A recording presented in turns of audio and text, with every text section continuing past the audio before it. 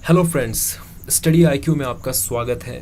मैं हूं कुमार अर्पित और आज हम जिस पॉलिटिकल फिलोसोफर को समझने जा रहे हैं उनका नाम है जेरेमी बेंथम। बेंथम एक इंग्लिश फिलोसोफर थे। उनका जन्म 1748 में लंदन में हुआ।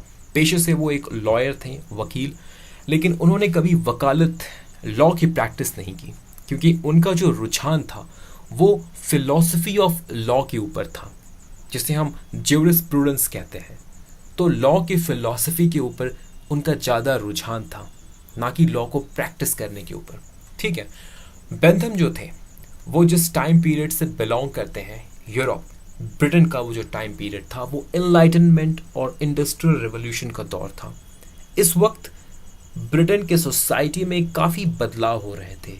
Social changes, economic changes, cultural changes, political changes. Bentham इन चेंजेस से काफ़ी प्रभावित थे और उनकी भी इच्छा थी कि वो इस बदलाव के दौर में अपनी तरफ से कुछ कंट्रीब्यूट करें। ठीक है।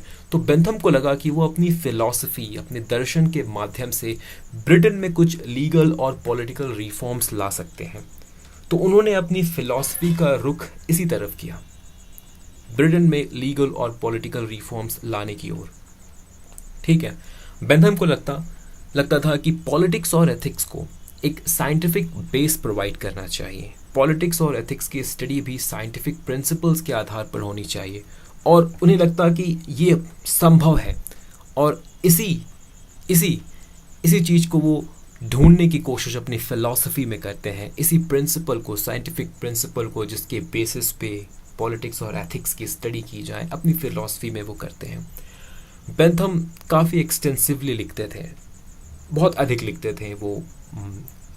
एसेज, डॉक्यूमेंट्स, मैन्यूस्क्रिप्ट बहुत अधिक वो लिखा करते थे। लेकिन एक कमी ये थी कि बेंथम कभी भी सिस्टमैटिक वे में नहीं लिखते, ऑर्गेनाइज्ड वे में नहीं लिखते, लॉक, हॉब्स और रूसो की तरह नहीं। जैसे हॉब्स, लॉक, रूसो के केस में अगर हम देखेंगे तो वहाँ हमें एक उनका किताब, एक उनकी पुस्तक देखने को मिलती है जो काफ़ी सिस्टमैटिक है और ऑर्गेनाइज तरीके से लिखी गई है। लेकिन बेंथम के केस में ये नहीं था। वो काफ़ी अनऑर्गेनाइज्ड वे में लिखते थे। तो उनके इन्हीं राइटअप्स को, इन डॉक्यूमेंट्स, मैन्यूस्क्रिप्ट, एसेज, आर्टिकल्स को इकट्ठा करके 2 किताब कंपाइल की गई और वो किताबें हैं the fragments of government, introduction to the principles of moral and legislation. Bentham की ये 2 किताबें हैं और उनके पूरे एथिकल और पॉलिटिकल फिलॉसफी के आधार हैं ये 2 किताबें, द फ्रेगमेंट्स ऑफ गवर्नमेंट और introduction to the principles of morals and legislation. Bentham को एक विचारधारा का जनक माना जाता है, फाउंडर माना जाता है। वो विचारधारा है यूटिलिटेरियनिज्म। ठीक है। हम देखेंगे कि यूटिलिटेरियनिज्म क्या है, अपने इस वीडियो में हम समझेंगे यूटिलिटेरियनिज्म क्या है। और यूटिलिटेरियनिज्म के अंतर्गत उन्होंने एक बहुत ही फेमस प्रिंसिपल दिया, greatest happiness of greatest number. आज भी इस प्रिंसिपल को काफ़ी वाइडली यूज़ किया जाता है, greatest happiness of greatest number. हम समझेंगे कि ये प्रिंसिपल क्या है। तो बेंथम की फिलॉसफी को शुरू करने से पहले हमें समझना होगा कि उनके फिलॉसफी का आधार क्या है, वो बेसिक एजम्पशन क्या है, वो आधार क्या है जिसके ऊपर वो अपनी पूरी की पूरी फिलॉसफी को बिल्ड करते हैं। तो बेंथम अपनी पुस्तक, अपनी किताब introduction to the principles of morals and legislations के शुरुआती पन्नों में लिखते हैं कि प्रकृति ने, नेचर ने ह्यूमन बीइंग को 2 सॉवरेन मास्टर्स के अंतर्गत रखा है, अधीन रखा है। और ये 2 सॉवरेन मास्टर्स कौन है? प्लेजर और पेन। और यही सॉवरेन मास्टर, हमारे 2 सॉवरेन मास्टर प्लेजर और पेन, ये डिसाइड करते हैं कि हम क्या करें और हमें क्या करना चाहिए। ठीक है। इंग्लिश में बेंथम लिखते हैं, Nature has placed mankind under the governance of 2 sovereign masters, pain and pleasure. It is for them to point out what we ought to do as well as to determine what we shall do. Pain और pleasure, ठीक है, ये 2 important बात है। पूरी की पूरी philosophy जो है बेंथम की इन 2 बातों पर केंद्रित है, प्लेजर और पेन। बेंथम क्या कहना चाहते हैं कि ह्यूमन बीइंग बेसिकली एक प्लेजर सीकिंग और पेन अवॉइडिंग एनिमल है। मतलब हम जो भी करते हैं, हमारी जो भी गतिविधियां होती है, उसमें हमारा अल्टीमेट ऑब्जेक्टिव, अल्टीमेट एम क्या होता है? प्लेजर को एक्सपीरियंस करना, हैप्पीनेस को एक्सपीरियंस करना और पेन को अवॉइड करना। काफ़ी प्रैक्टिकल है। ऑब्जर्व अगर आप करोगे अपने एक्टिविटीज़ को या अपने अगल बगल लोगों के एक्टिविटीज़ को, आप भी इस कंक्लूजन तक पहुंच सकते हो कि हमारी गतिविधियों का, हमारे एक्शंस का जो अल्टीमेट एम, ऑब्जेक्टिव होता है प्लेजर को एक्सपीरियंस करना और पेन को अवॉइड करना। बेंथम इस बात को कहते हैं, ठीक है, वो कहते हैं कि हम उन्हीं काम को करते हैं जहां से हमें प्लेजर मिलता हो और उन चीज़ों को हम अवॉइड करने की कोशिश करते हैं जहां से हमें पेन मिलता हो। इसे हम बेंथम की प्लेजर पेन थ्योरी कहते हैं, pleasure pain theory of Bentham. ये जो थ्योरी है ये डिस्क्रिप्टिव भी है और नॉर्मेटिव भी है। डिस्क्रिप्टिव का मतलब है ये डिस्क्राइब करती है, एक्सप्लेन करती है लोगों के बिहेवियर को, कि लोग जैसा बिहेव करते हैं वैसा वो क्यों बिहेव करते हैं। It explains how people actually behave. और ये जो एस्पेक्ट है, ये जो डिस्क्रिप्टिव एस्पेक्ट है इस थ्योरी का, इसे हम साइकोलॉजिकल हेडोनिज्म भी कहते हैं। साइकोलॉजिकल हेडोनिज्म, साइकोलॉजिकल हेडोनिज्म का मतलब है कि लोग जो भी करते हैं प्लेजर के लिए करते हैं और पेन को अवॉइड करने के लिए करते हैं। सिंपल, ठीक है। एक और एस्पेक्ट जो है इस थ्योरी का, प्लेजर पेन थ्योरी का, नॉर्मेटिव एस्पेक्ट, प्रिस्क्रिप्टिव एस्पेक्ट। ये हमें बताता है कि हमें क्या करना चाहिए, what we ought to do. Normative, prescriptive का मतलब यही है कि हमें क्या करना चाहिए। ये थ्योरी बताता है कि हमें वही काम करना चाहिए जिससे हमें प्लेजर, हैप्पीनेस की अनुभूति हो सके और पेन को हम अवॉइड कर सके। तो ये जो दूसरा एस्पेक्ट है इसे हम कहते हैं ethical hedonism. Ethical hedonism, ethical का मतलब वही है क्या करना है, क्या नहीं करना है। तो ये जो बात है कि हमें क्या करना चाहिए, क्या नहीं करना चाहिए, ये हम किस बेसिस पे डिसाइड करेंगे? प्लेजर और पेन के बेसिस पे, ठीक है।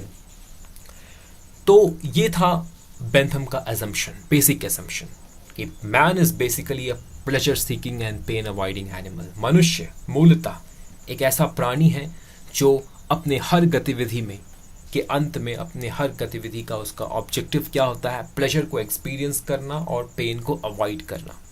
ये था बेंथम का बेसिक असम्पशन। अब आते हैं प्रिंसिपल ऑफ यूटिलिटी पे। बेंथम एक प्रिंसिपल देते हैं, प्रिंसिपल ऑफ यूटिलिटी।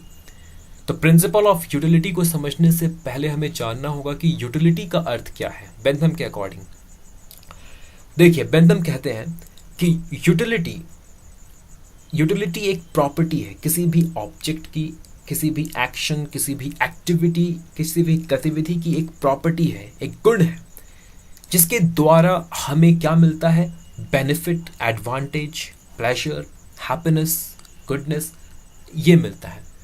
तो एक ऑब्जेक्ट की यूटिलिटी अगर हम बात करते हैं, एक ऑब्जेक्ट की या एक एक्टिविटी की यूटिलिटी की अगर हम बात करते हैं, तो हम बात करते हैं उस ऑब्जेक्ट या उस एक्टिविटी के पोटेंशियल की, प्रॉपर्टी की। हमें क्या देने की पोटेंशियल? हमें हैप्पीनेस देने की पोटेंशियल, हमें प्लेजर एक्सपीरियंस करवाने की पोटेंशियल, हमें बेनिफिट देने की पोटेंशियल। इस पोटेंशियल से हम यूटिलिटी को समझते हैं, ठीक है। So what is utility? Utility एक ऑब्जेक्ट, एक एक्टिविटी की वो एबिलिटी है जिसके तहत, जिसके द्वारा वो हमें बेनिफिट, प्लेजर, हैप्पीनेस एक्सपीरियंस करवा सके, ठीक है। तो प्रिंसिपल ऑफ यूटिलिटी क्या कहती है? बेंथम के अकॉर्डिंग प्रिंसिपल ऑफ यूटिलिटी का मतलब है कि हर वो एक्शन, हर वो बिहेवियर सही है, राइट है, करने योग्य है, ठीक है, जिसके द्वारा हमारे हैप्पीनेस, हमारे प्लेजर को इंक्रीज किया जा सके, जो हमें हैप्पीनेस और प्लेजर देने में सक्षम हो। तो यदि कोई एक्टिविटी, कोई गतिविधि हमें हैप्पीनेस, प्लेजर देने में सक्षम है, तो वो एक्टिविटी, वो गतिविधि सही है, राइट है। और वो एक्टिविटी, वो गतिविधि गलत है जो हमें अनहैप्पीनेस एक्सपीरियंस कराए या पेन एक्सपीरियंस कराए, ठीक है। तो सही और गलत को पहचानने का मापदंड यहाँ पर क्या है? यूटिलिटी, ठीक है। और यूटिलिटी का मतलब क्या है? एबिलिटी जिसके द्वारा हमें हैप्पीनेस और प्लेजर एक्सपीरियंस करा सकता है कोई एक्टिविटी या कोई गतिविधि, ठीक है। तो ये है प्रिंसिपल ऑफ यूटिलिटी। तो ये जो बात हम कर रहे हैं, ठीक है, बेंथम के बेसिक असम्पशन की बात हमने की और प्रिंसिपल ऑफ यूटिलिटी की बात हमने की। इसे ही हम यूटिलिटेरियनिज्म कहते हैं। ये पूरा का पूरा जो कॉन्सेप्ट है, ये जो डॉक्ट्रिन है, जो सिद्धांत है, इसे हम यूटिलिटेरियन डॉक्ट्रिन कहते हैं। ठीक है।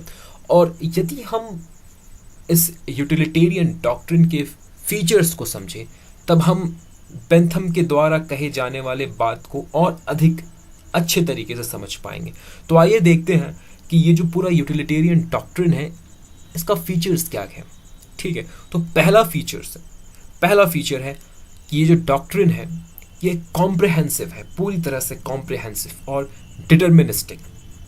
कॉम्प्रिहेंसिव और डिटर्मिनिस्टिक का अर्थ क्या है? कॉम्प्रिहेंसिव का मतलब होता है कि ये जो प्रिंसिपल है ये हमारे हर एस्पेक्ट को कवर करती है, हर एक्टिविटी को ये कवर करती है। कहने का मतलब है कि हम कुछ भी करते हैं उसका अल्टीमेट एक्सप्लेनेशन हम इस प्रिंसिपल के द्वारा दे सकते हैं।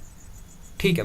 डिटर्मिनिस्टिक का मतलब भी यही है कि हमारे हर एक्टिविटी, हमारे हर गतिविधि का अल्टीमेट जो एक्सप्लेनेशन है, अल्टीमेट जो ऑब्जेक्टिव हो, ये यही है, प्लेजर को सीक करना और पेन को अवॉइड करना।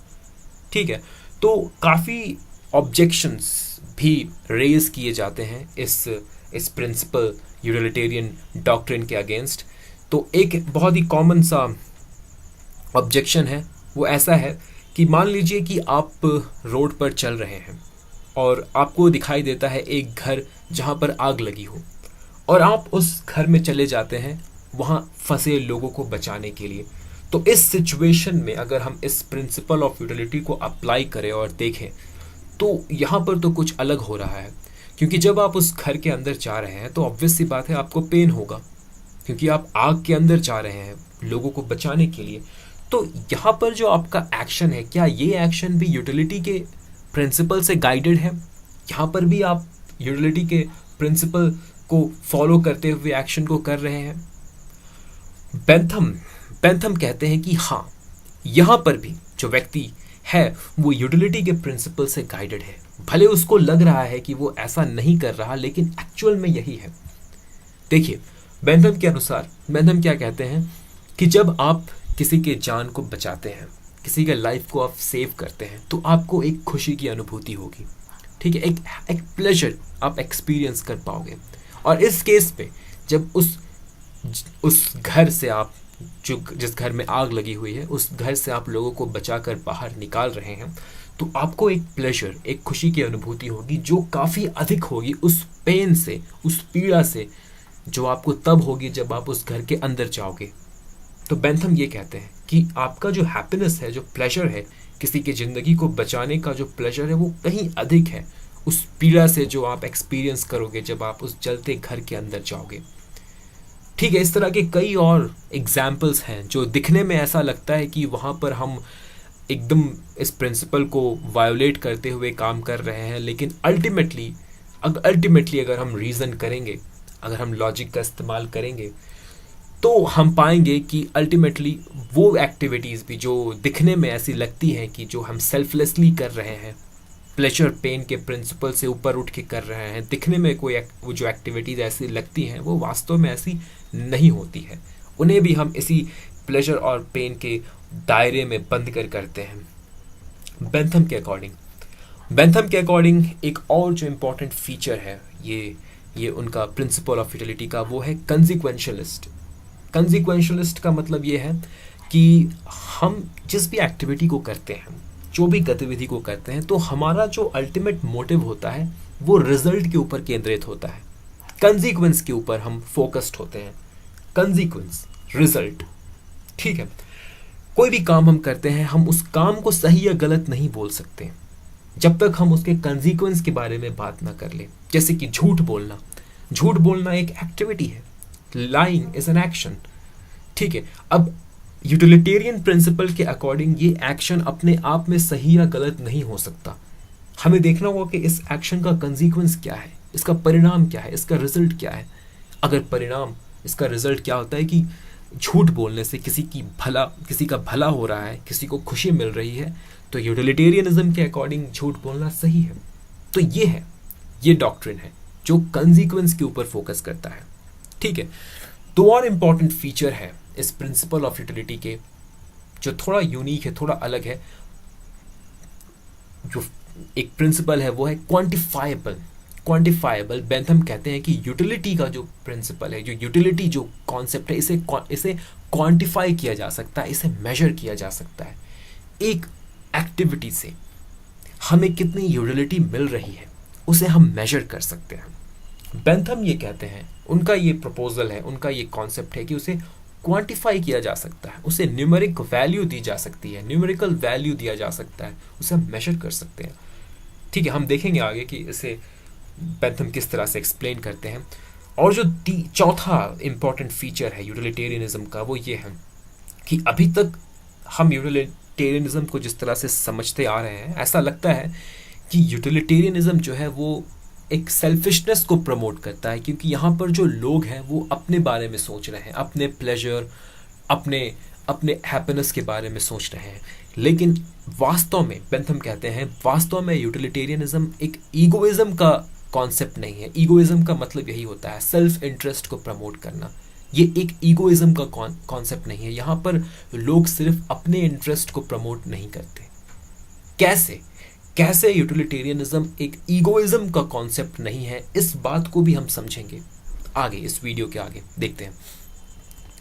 तो सबसे पहले हम देखते हैं कि बेंथम के अकॉर्डिंग यूटिलिटी को मेजर कैसे किया जा सकता है। बेंथम एक फॉर्मूला हमें देते हैं जिसे वो कहते हैं फेलिसिफिक कैलकुलस। फेलिसिफिक कैलकुलस ये एक उनका एक फॉर्मूला है जिसके आधार पर हम जो है वो यूटिलिटी को मेजर कर सकते हैं। उसे जैसे कि हम वेट को मेजर करते हैं, ठीक है, हाइट को मेजर करते हैं, टेम्परेचर को मेजर करते हैं, उसी तरह हम यूटिलिटी को भी मेजर कर सकते हैं। क्योंकि जैसा कि मैंने आपको शुरुआत में ही बताया कि बेंथम को लगता है कि उन्हें एक साइंटिफिक प्रिंसिपल मिल चुका है जिसके आधार पर एथिक्स, पॉलिटिक्स, लॉ को एक्सप्लेन किया जा सकता है। और वो साइंटिफिक प्रिंसिपल क्या है? Principle of utility.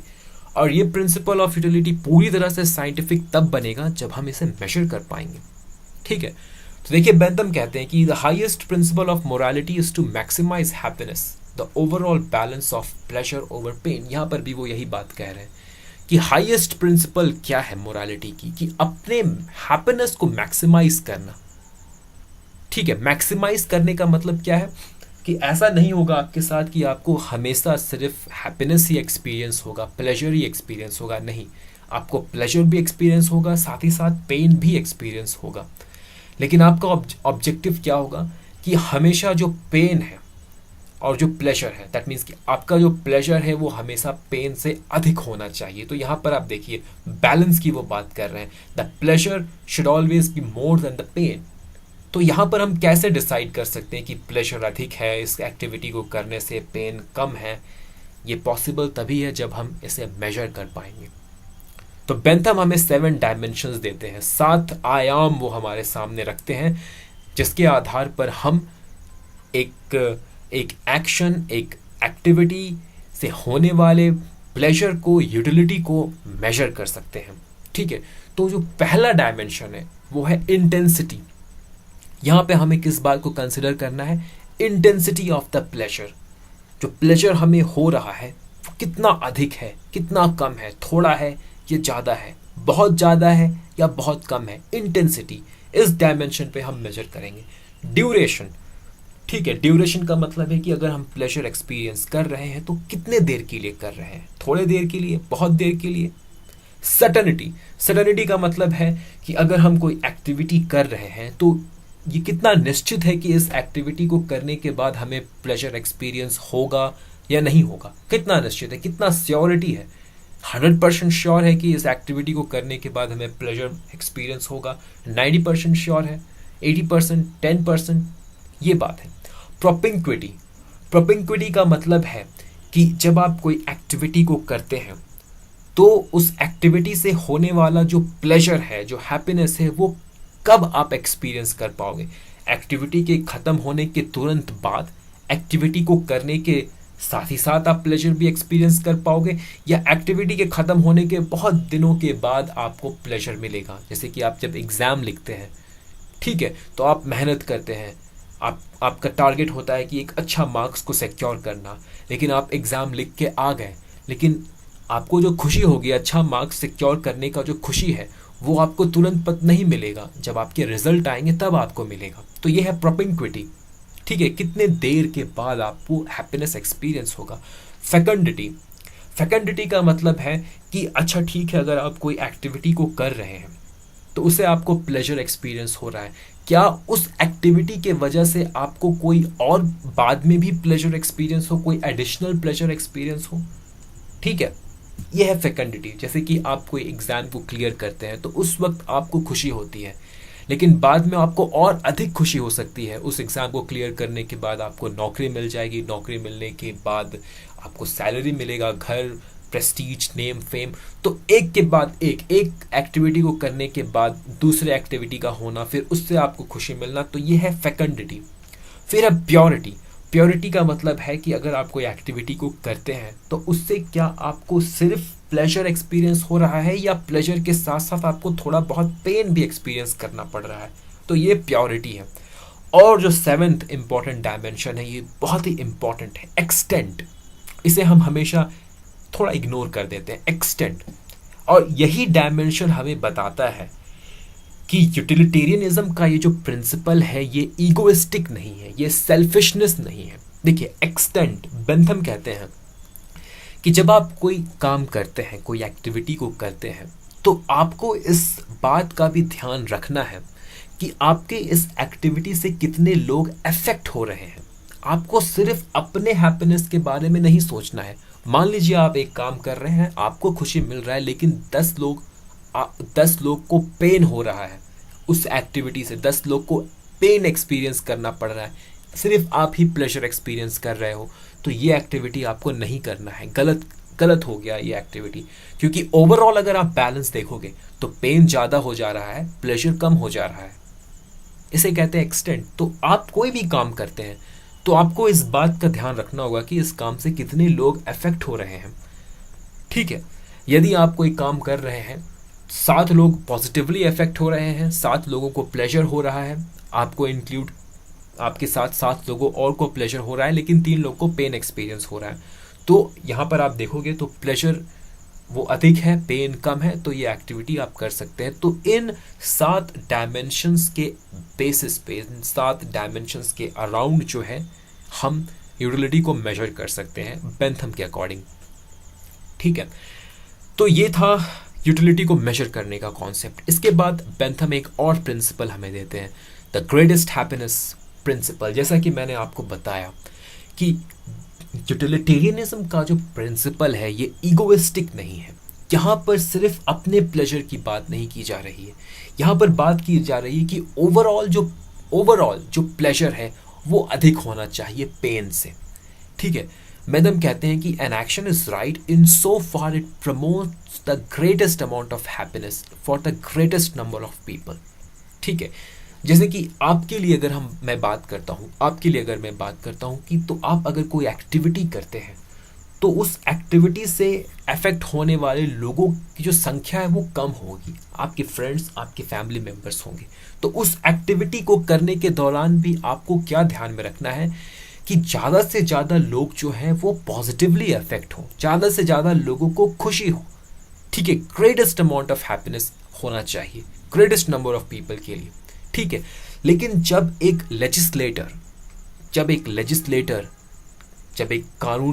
सरकार जब कानून बनाती है तो उसके द्वारा बनाए गए कानून से काफ़ी लोग, बहुत सारे लोग अफेक्ट होंगे। तो एक गवर्नमेंट को क्या फोकस करना है कि वो जो भी पॉलिसीज़ बना रही है, जो भी कानून वो बना रही है, उस कानून से ज़्यादा लोगों का भला हो, ग्रेटेस्ट अमाउंट ऑफ हैप्पीनेस लोग एक्सपीरियंस कर सके। ठीक है, यही है ग्रेटेस्ट हैप्पीनेस प्रिंसिपल। ठीक है, तो ओवरऑल जो बैलेंस है वो प्लेजर की तरफ ज़्यादा हो, प्लेजर अधिक होना चाहिए, पेन कम होना चाहिए।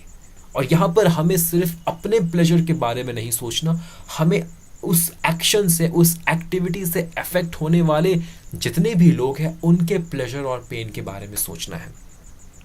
तो एक इंडिविजुअल के लिए कितने लोग अफेक्ट होंगे, ये बहुत ही कम लोग हैं। ठीक है, लेकिन एक लेजिस्लेटर, एक गवर्नमेंट के लिए पूरा का पूरा समाज, पूरे के पूरे समाज को उसे अपने सामने रखकर एक कानून का निर्माण करना है, एक पॉलिसी का निर्माण करना है। तो ये है ग्रेटेस्ट हैप्पीनेस प्रिंसिपल। ठीक है, उसके बाद बेंथम कहते हैं कि उनके लिए सबसे इंपॉर्टेंट क्या है, क्वांटिटी ऑफ प्लेजर और यूटिलिटी। क्वालिटी पर वो फोकस नहीं करते, क्वांटिटी। दैट मीन्स कि यहाँ पर थोड़ा समझना होगा आपको कि प्लेजर अलग अलग तरीके के होते हैं। जैसे कि इस कोटेशन में आप देखिए, बेंथम लिखते हैं, pushpin is as good as poetry. Pushpin is as good as poetry. Pushpin जो है वो एक तरह का खेल है, बच्चों का खेल। उस 18th सेंचुरी इंग्लैंड में एक तरह का खेल खेला जाता था, बच्चों का खेल था ये पुष्पिन। तो जब बच्चे कुछ खेलते हैं तो उन्हें खुशी की अनुभूति होती है, दे एक्सपीरियंस हैप्पीनेस। और जब आप पोइट्री पढ़ते हैं तभी भी आपको एक खुशी की अनुभूति होती है, यू एक्सपीरियंस हैप्पीनेस। तो बेंथम कहते हैं कि एक बच्चा जब वो कोई खेल खेलता है तो उसे जो खुशी की अनुभूति होती है वो बिल्कुल सिमिलर है जब कोई एक वयस्क, कोई एक अडल्ट, कोई वयस्क जो एक कविता पढ़ के जिस खुशी की अनुभूति करता है।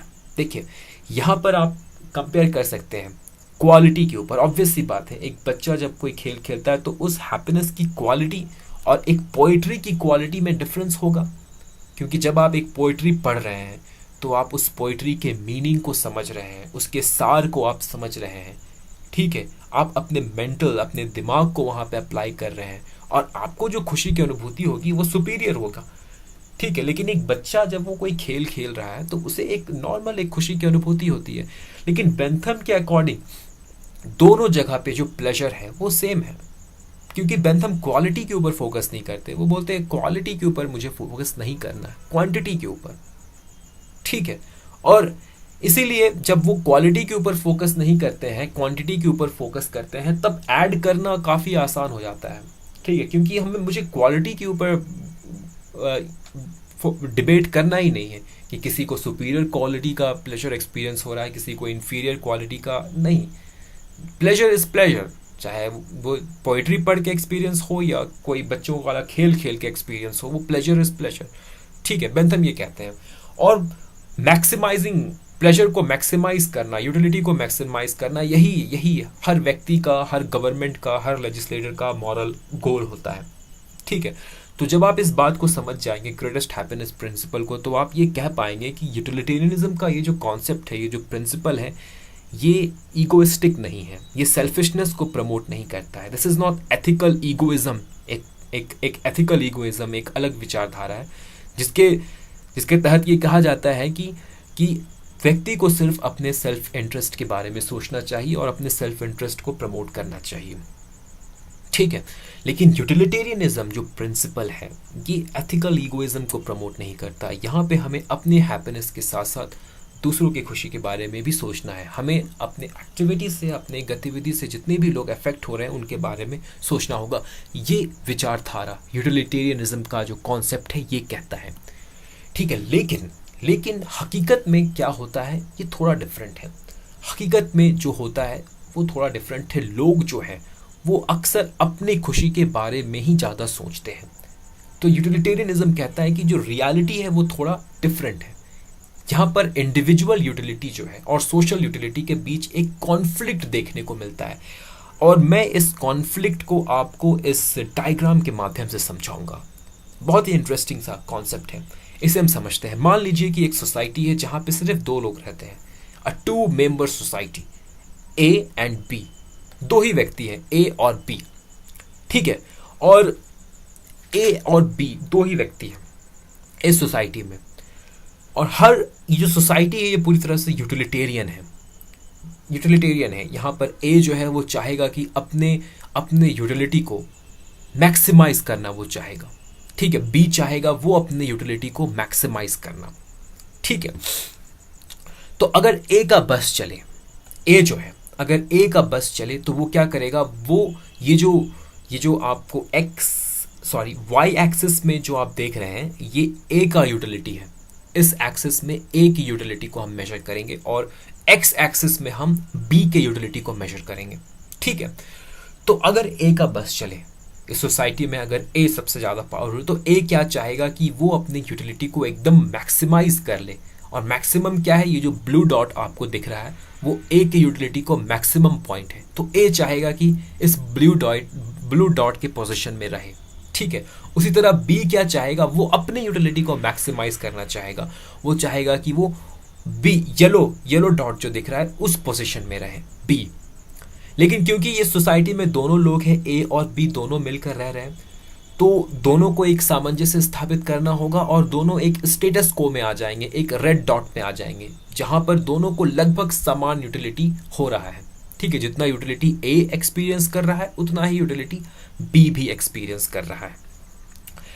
लेकिन यहां पर अब बात आती है, अब आप ये जो कर्व देख रहे हैं, ये जो ग्रे कलर का आप जो कर्व देख रहे हैं, ठीक है, ये पॉसिबिलिटी फ्रंटियर है। ठीक है, ये जो फ्रंटियर है, ये जो ग्रे कलर का कर्व है, उसका जो आउटर लेयर है, आउटर पार्ट जो है, ये मैक्सिमम यूटिलिटी हो सकता है इतना, ए और बी का दोनों का मिला के मैक्सिमम यूटिलिटी इतना हो सकता है। ठीक है, रेड डॉट जो शो कर रहा है वो एक स्टेटस को का सिचुएशन है। स्टेटस को दैट मीन्स कि ये स्टेटस को है, दोनों ने लगभग एग्री कर लिया है कि ए का यूटिलिटी इतना होगा और बी का यूटिलिटी इतना होगा। और ये जो ग्रे कलर वाला एरिया है ये इंक्रीज इन टोटल यूटिलिटी दिखाता है। ठीक है, ये पॉसिबल है कि हम इस ग्रे कलर वाले रीजन में भी आ सकते हैं। ठीक है, आई थिंक आपको ये बात समझ में आ रही हो कि ये जो पॉसिबिलिटी फ्रंटियर है ये हमें बताता है कि इतना अधिक यूटिलिटी एक्सपीरियंस किया जा सकता है इस सोसाइटी में जहां पर सिर्फ दो ही लोग हैं, ए और बी। इतना अधिक यूटिलिटी एक्सपीरियंस किया जा सकता है, भले ही अभी प्रेजेंटली ये दोनों मिलकर रेड डॉट जहां पर है उतना यूटिलिटी एक्सपीरियंस कर रहे हैं। लेकिन ये जो ग्रे कलर का रीजन है, इस ग्रे कलर के रीजन में अगर हम आ जाएं तो हम क्या एक्सपीरियंस करेंगे कि टोटल यूटिलिटी इंक्रीज हो रहा है, वो हम एक्सपीरियंस करेंगे जब हम इस ग्रे कलर वाले रीजन में आएंगे। तो मान लीजिए हम इस ग्रीन डॉट वाले पोजीशन में आ जाते हैं, तो जैसा कि मैंने आपको बताया था कि हर गवर्नमेंट का क्या एम होता है कि जो टोटल यूटिलिटी है उसे मैक्सिमाइज करने का एम होता है। मान लीजिए कि हम इस ग्रीन कलर वाले रीजन में आ गए, तो ये अगर ग्रीन कलर वाले रीजन में अगर हम आ गए तो आप देखिएगा कि रेड में जो टोटल यूटिलिटी था उससे अधिक यूटिलिटी हमें ग्रीन कलर वाले रीजन में मिल रहा है, क्योंकि ग्रीन कलर वाला जो डॉट है वो इस शेडेड रीजन में आता है, इस ग्रे वाले रीजन में आता है ग्रीन कलर वाला डॉट। दैट मीन्स कि जब आप ग्रीन कलर वाले रीजन में आएंगे तो आपका जो टोटल यूटिलिटी है वो इंक्रीज हो रहा है। ठीक है, लेकिन ग्रीन डॉट में जो है, जब ग्रीन डॉट जो शो कर रहा है, ग्रीन डॉट का जो पोजीशन है वहां पर आने के लिए हमें क्या करना पड़ा, ए के यूटिलिटी को डिक्रीज करना पड़ा। और जब हम ए के यूटिलिटी को डिक्रीज करते हैं इस थोड़े से पॉइंट में, ठीक है, रेड से ग्रीन में जब हम आते हैं तो ए का यूटिलिटी डिक्रीज होता है, लेकिन बी का यूटिलिटी काफी अधिक बढ़ जाता है। ठीक है, तो यहां पर टोटल यूटिलिटी इंक्रीज हो रहा है, भले ए का यूटिलिटी घट रहा है लेकिन जो टोटल यूटिलिटी है वो इंक्रीज हो रहा है। समझ में आया? तो ए के पॉइंट ऑफ व्यू से उसके लिए तो ये सही नहीं है, ए के लिए ये सही नहीं है क्योंकि ए का यूटिलिटी घट रहा है। लेकिन यूटिलिटेरियन प्रिंसिपल को अगर हम देखें तो यहां पर ए का यूटिलिटी भले घट रहा है लेकिन टोटल यूटिलिटी तो इंक्रीज हो रहा है। मान लीजिए सरकार एक पॉलिसी बनाती है, ठीक है, जहां पर वो डिसाइड करती है कि जो टॉप मोस्ट अमीर लोग हैं उनके इनकम को 50% टैक्स कर लिया जाए, 50% उनके इनकम पे टैक्स लगा दिया जाए, और वो जो 50% टैक्स है उसे निकाल कर उसे लेकर गरीबों को दे दिया जाए। तो वो जो टॉप के जो अमीर लोग हैं उनका जब इनकम का 50% सरकार ले लेगी तो उनका जो यूटिलिटी है वो तो घटेगा, उनका हैप्पीनेस लेवल तो कम होगा, उनका प्लेजर तो कम होगा, ऑब्वियस सी बात है।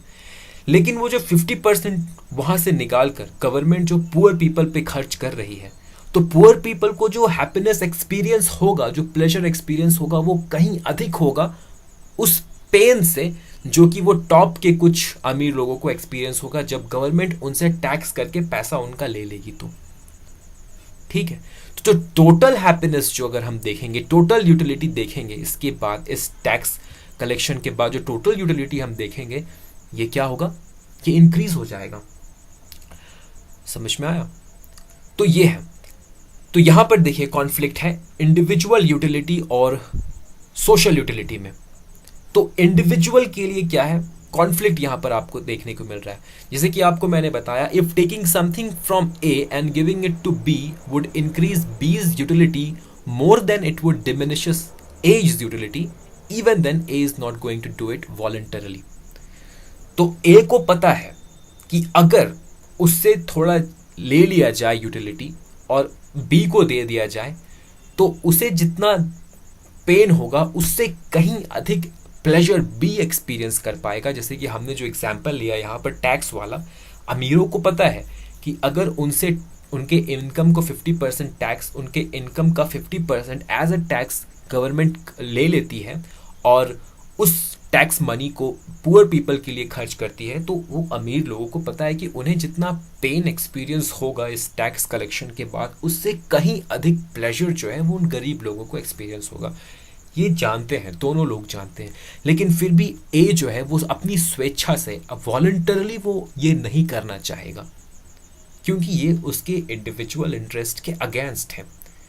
ठीक है, तो यहां पर अगर हम एक क्वेश्चन पूछते हैं यूटिलिटेरियन थिंकिंग के अकॉर्डिंग कि हमें सरकार की जरूरत क्यों पड़ती है, तो हमें सरकार की जरूरत इसलिए पड़ती है, यहीं पर गवर्नमेंट का रोल आता है कि गवर्नमेंट जो है ए से वो यूटिलिटी लेकर बी को ट्रांसफर कर दे और टोटल यूटिलिटी को, टोटल हैप्पीनेस को इंक्रीज कर दे। यहीं पर गवर्नमेंट की जरूरत पड़ती है। ठीक है, तो यहां पर हम देख रहे हैं कि इंडिविजुअल यूटिलिटी और सोशल यूटिलिटी में एक कॉन्फ्लिक्ट है। ठीक है, और इस कॉन्फ्लिक्ट को रिजॉल्व करने के लिए ही हमें सरकार, गवर्नमेंट की जरूरत पड़ती है। समझ में आया? गवर्नमेंट जो है वो लोगों को फोर्स कर सकती है कि वो जो है, लोग जो है वो उस काम को करें जो पूरे समाज के लिए अच्छा हो। जैसे कि टैक्स का जो आज जो प्रिंसिपल है वो इसी बेसिस पर है, इसी कॉन्सेप्ट के ऊपर बेस्ड है। जो टैक्सेशन का जो प्रिंसिपल है, गवर्नमेंट अमीरों को टैक्स करती है, उनके लिए थोड़ा पेनफुल होता है अपने कमाई से कुछ पैसों को गवर्नमेंट को दे देना, उनके लिए पेनफुल होता है, लेकिन वो जो पैसा है वो गवर्नमेंट कलेक्ट करके गरीबों पर खर्च करती है, जिससे गरीबों का भला होता है और जो टोटल हैप्पीनेस है वो इंक्रीज होता है। भले अमीरों को थोड़ा पेन एक्सपीरियंस करना पड़ रहा है, लेकिन जो सोसाइटी का ओवरऑल हैप्पीनेस है, उन गरीबों को जब सरकार मदद कर रही है तो जो टोटल हैप्पीनेस है सोसाइटी का वो इंक्रीज कर जा रहा है। और यहीं पर गवर्नमेंट की जरूरत पड़ती है। This is why we need government. ठीक है, इस कॉन्फ्लिक्ट को दूर करने के लिए और greatest happiness of the greatest number को अचीव करने के लिए, इसलिए हमें सरकार की जरूरत पड़ती है। तो ये था यूटिलिटेरियन प्रिंसिपल और बेंथम का कॉन्सेप्ट, पूरा यूटिलिटेरियनिज्म का। अगर हम एक क्रिटिकल एनालिसिस करें तो ये जो कॉन्सेप्ट है, जो फिलॉसफी है बेंथम की, ये पूरी तरह से एक्सेप्टेबल नहीं है बहुत सारे लोगों को। तो बेंथम को एक एक्सट्रीमिस्ट कहा जाता है, इसलिए क्योंकि वो अपने आइडियाज़ को एक्सट्रीम तक ले जाते हैं, एक्सट्रीम तक, पूरे अपने लॉजिकल एक्सट्रीम तक ले जाते हैं और अपने आइडियाज़ को इम्प्लीमेंट करने के लिए वो किसी हद तक भी जाने के लिए तैयार होते हैं।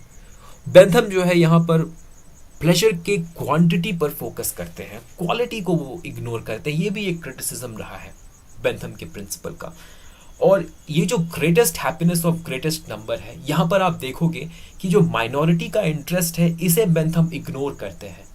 ठीक है, जैसे कि हमने अभी देखा कि ये जो टॉप की कुछ अमीर लोग हैं, उनके इंटरेस्ट को हम अगर इग्नोर कर सके तो इग्नोर कर सकते हैं मेजॉरिटी के इंटरेस्ट के लिए, ओवरऑल हैप्पीनेस के लिए। ठीक है, तो इस बात को लेकर भी क्रिटिसिज्म होता रहा है बेंथम के इस फिलॉसफी का। ठीक है, और यहाँ पर इंडिविजुअल लिबर्टी की भी एक बात आती है कि बेंथम जो है वो कलेक्टिव सोचते हैं, वो ओवरऑल हैप्पीनेस के बारे में सोचते हैं, वो greatest happiness of greatest number के बारे में सोचते हैं। इंडिविजुअल लिबर्टी पर वो ज़्यादा फोकस नहीं करते हैं।